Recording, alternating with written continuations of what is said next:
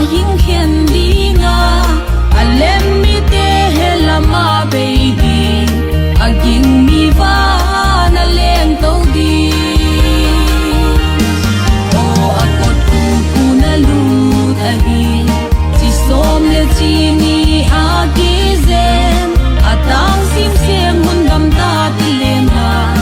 o gim na in ken kagaldo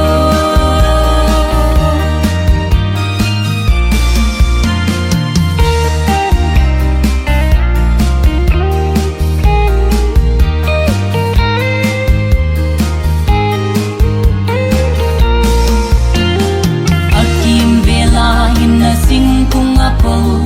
alaya hin na dam tui alo ayeng alima khol dam te tang ton nun no batang dinu o ko tu ku na lu dai hi si som le chi ni a ki zen atang sing seng hun dam ta te le na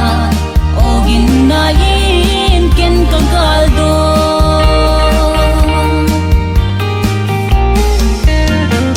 pan ko pi hu ka kim vel ni chiangin amaya phun tong pa ka mugina pan tum ni serafin to aga pila ka zai oi di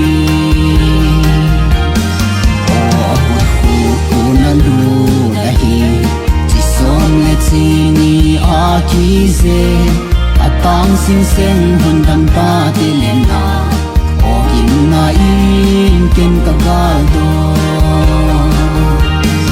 o akatu ku na lu dahi si som le chini akize atang sing sen hun dam ta